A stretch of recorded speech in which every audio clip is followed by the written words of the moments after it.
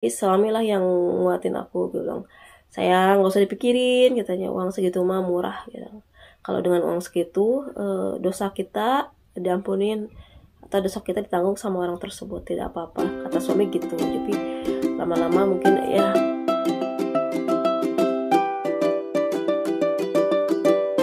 Halo, assalamualaikum semuanya, apa kabar? Semoga dalam keadaan sehat walafiat ya. Nih, alhamdulillah aku udah lama ya nggak ngevlog sendirian gini, nggak ngobrol-ngobrol gitu ya. Ini cuma vlog film, kita jalan-jalan, tapi ngobrol-ngobrol jarang. Gitu. Memang sibuk banget teman-teman. Hari ini juga aku baru datang berantakan, baru datang paket nih ya. Tuh 1, 2, 3, 4. Ini berantakan banget ya Allah. Belum aku sortirin, terus masukin ke website. Waktunya untuk kejemput Kirana. Sekarang udah jam 2 kurang 5 menit. Ntar aku jemput Kirana ya. Nah, sekarang kita jemput Kirana dulu yuk sebelum ngobrol-ngobrol. Nanti jemput Kirana, nanti sudah pulangnya kita ngobrol lagi ya.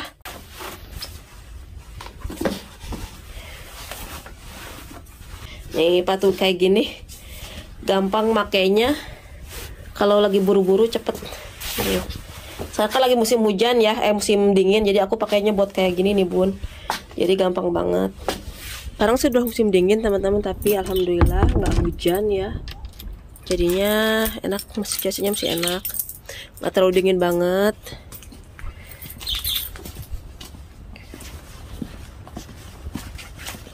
Ini udah sampai di sekolahan Kirana, tapi belum pada keluar. Kita tunggu aja di sini ya.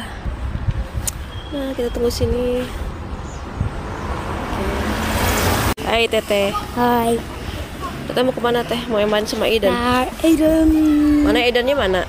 Kom. Ya Cina mau main sama temennya. Ik laat Eden zien hoe Eden eruit ziet. Kita main. Kom. Nah teman-teman, aku udah di rumah lagi dan Kirana main sama temennya, jadi nggak pulang. Nanti setengah 5 aku jemput lagi. Jadi aku datang itu cuman untuk jemput tasnya dia. Nah kita masuk lagi ya. Sambil kita ngobrol lagi nanti. Nah, sambung lagi ya. Ini dari lampu jadi kayaknya kayak merah-merah gitu karena di luar itu gelap ya. Jadi di sini aku pakai lampu. Nah, sambil cerita, ini aku tuh baru datang barang, jadi belum aku rapi-rapihin, capek banget. Jadi, aduh, mendingan nge-vlog dulu gitu ya, sambil tanya kabar teman-teman semuanya. Aku buka ya semua. Di sini panas. Nah teman-teman, sambil nge-vlog aku mau cerita masalah dulu ya, masalah perhajian. Dulu ada, kita kan satu grup itu muslimah semua ya, jadi satu pengajian gitu ya. Nah ada salah satu orang pelajar, dia di sini di Belanda itu kuliah. Jadi dia itu kuliah, terus dia pernah chatting di chat gitu bahwa dia punya masalah uang hajinya dia tuh belum dikembaliin sama pengurus pengajian kita lah istilahnya ya. Nah semua orang di sana itu nggak suka gitu ya, karena itu masalah pribadi gitu. Kenapa di grup ini, coba aja langsung kontak sama orangnya kayak gitu ya. Nah aku nggak ngejawab, tapi aku pun berpendapat, kenapa sih curhat di grup gitu masalah hajian gitu kan, kenapa nggak ke orangnya gitu kayak gitu ya. Karena kita semuanya itu terlalu positive thinking sama orang tersebut, sama guru istilah ketua pengajian kita ya. Nah yang suka ngasih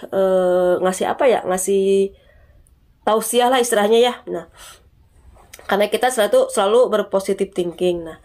Nah setelah itu terus ada seorang yang jawab gitu ya, kenapa nggak langsung aja sama orangnya gitu, tanyain gitu, jangan di grup kata gitu ya. Terus dia bilang yang korbannya itu ya, yang mahasiswa itu ya, sudah, tapi dia nggak ngejawab kayak gitu ya. Nah setelah itu aku pun nggak terlalu peduli ya, udahlah, nggak mungkin kali ya, karena mungkin dia lagi sibuk apalagi apa gitu aja, nggak mungkin dia ngembaliin uang hajian gitu ya. Nah Setelah itu, setelah 2 tahun 3 tahun kemudian, nah aku yang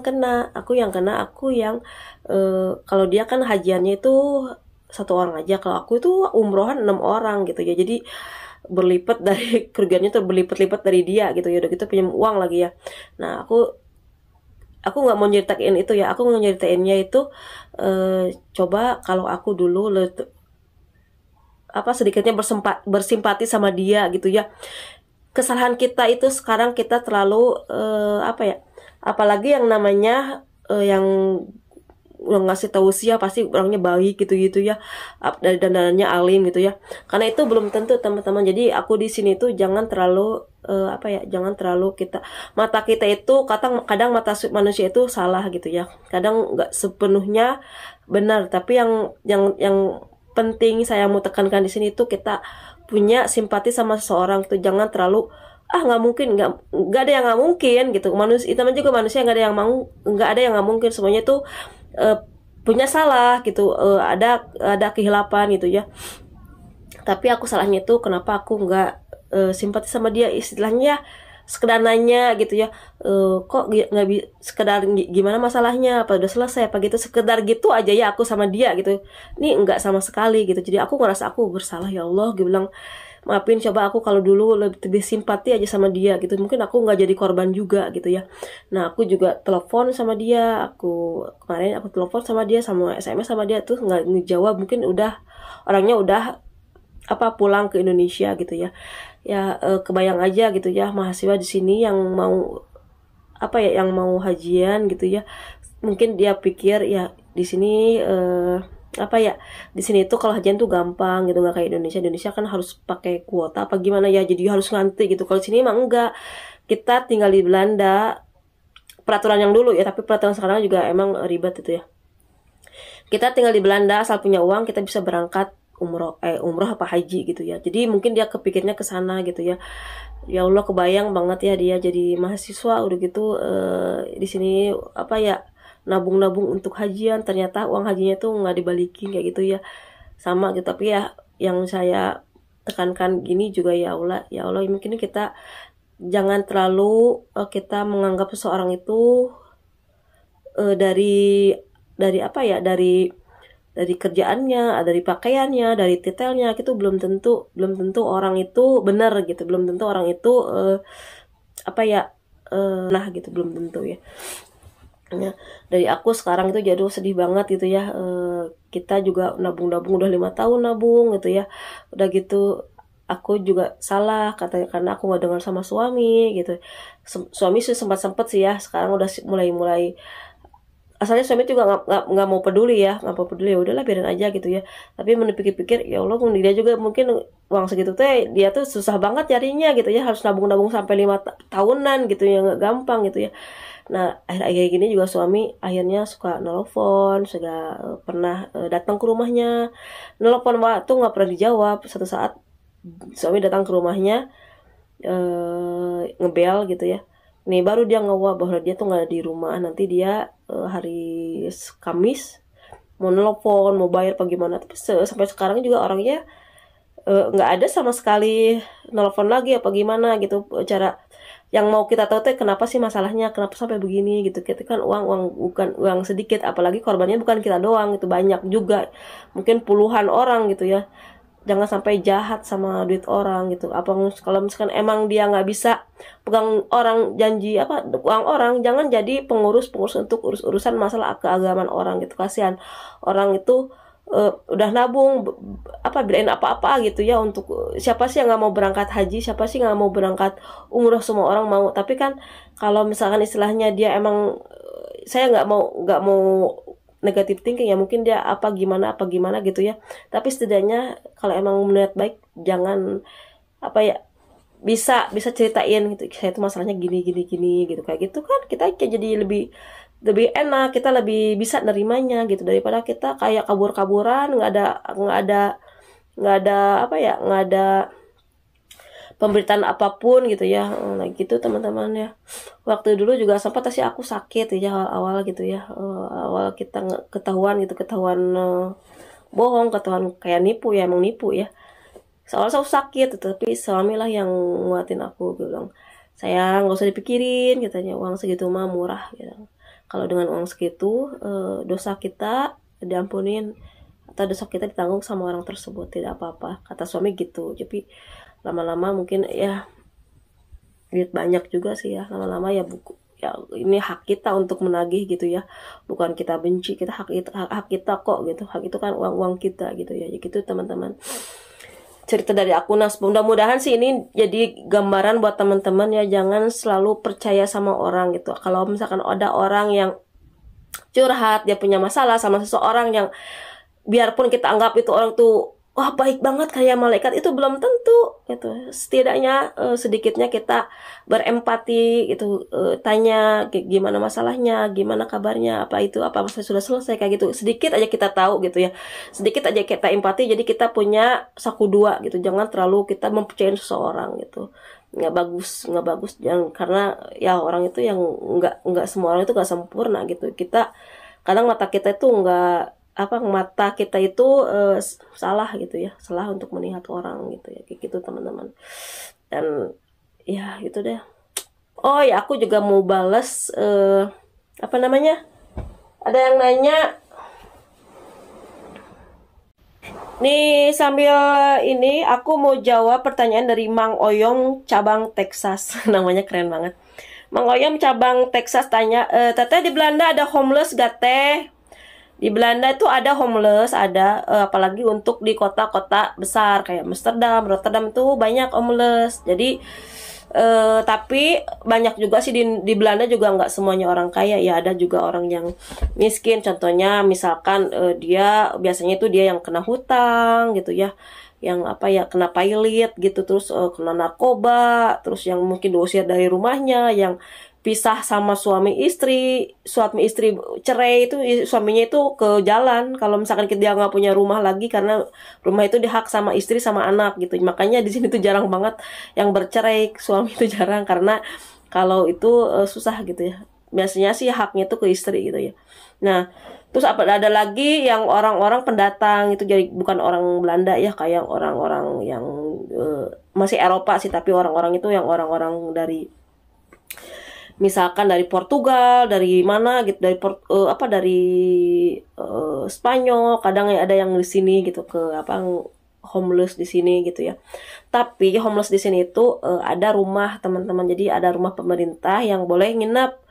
Jadi kayak pesantren gitu, yang tempat menginap untuk homeless gitu ya, kayak pesantren ada kan yang kasurnya stapel gitu, yang kasurnya di bawah atas gitu aja gitu, satu ruangan tapi itu banyak kasur, jadi bisa nginep di sana. Tapi kalau nggak salah berbayar satu malamnya itu, kata suami ya kata suami ya, kalau nggak salah ya 5 euro. Ya 5 euro itu bisa mandi di sana gitu ya, jadi nggak kucel-kucel gitu, bisa mandi, terus dikasih makan juga pagi-pagi. Jadi 5 euro itu sekitar 75.000 gitu ya. Jadi bisa mandi, terus dikasih makan juga satu kali ya, tidur satu hari. Nah, di sini tuh 5 euro itu di sini gampang ya nyari 5 euro gitu ya, istilahnya jalan-jalan mungutin sampah gitu. Sampahnya sampah plastik gitu, plastik botol itu kalau misalkan kita rajin mengutin itu 5 euro dapat gitu ya, karena kan itu satu botolnya itu kira-kira 0,25 sen. Jadi kalau ngumpulin botol 10 kali 5 4 kali 5 20 botol aja itu udah 5 euro. Jadi bisa untuk tidur, bisa untuk mandi, bisa untuk kalau nggak kedinginan banget ya gitu teman-teman. Terus apalagi ya pertanyaannya, aku baca aja ya. Yang kemarin masalah masjid. Itu masjid di Greece, itu kan muslimnya sedikit banget ya. Kebanyakan itu Kristennya itu Kristen Ortodok. Nggak tahu istri apa ya, waktu aku di sana itu biarpun minggu itu orang nggak berduyun-duyun ke gereja. Nggak tahu kayak gimana ya. Kalau kita kan pasti kalau minggu itu berduyun-duyun ke gereja. Kalau di sana itu nggak ada gitu ya. Nggak ngerti juga jadi agamanya apa ya, tapi makanya sih Kristen, tapi Islamnya itu sekarang kan dikit banget di Greece itu, jadi 0, berapa gitu. Jadi kalau masjid itu kosong gitu ya. Jadi itu cuman peninggalan sejarah aja. Jadi sejarah dulu zaman Kesultanan Utsmaniyah, zaman Kesultanan Emperor apa namanya ya? Emperor Turki itu kan. Turki itu kan sampai ke Greece, sampai ke Barcelona gitu kan. Nah, itu peninggalannya teman-teman. Jadi peninggalannya itu masih ada masjid-masjid, Masjid Sulaiman, bekas namanya Raja Sulaiman kan. Nah, itu teman-teman.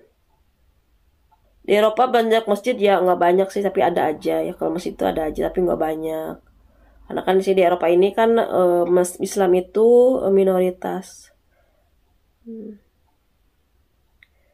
Nah, itu aja teman-teman pertanyaannya. 1 euro berapa teteh? Satu euro itu ada yang nanya 1 euro itu berapa rupiah sih? 1 euro itu kursnya untuk sekarang rupiah itu sekitar 15.000 lebih dikit ya. Sekitar segitu. Kalau misalkan tahun-tahun kemarin itu 1 euro itu 18.000. Terus turun. Sekarang itu kan lagi krisis di Eropa. Jadi 1 euro itu sekarang sekitar 15-an lah, 15 ribuan gitulah. Pak Bulit.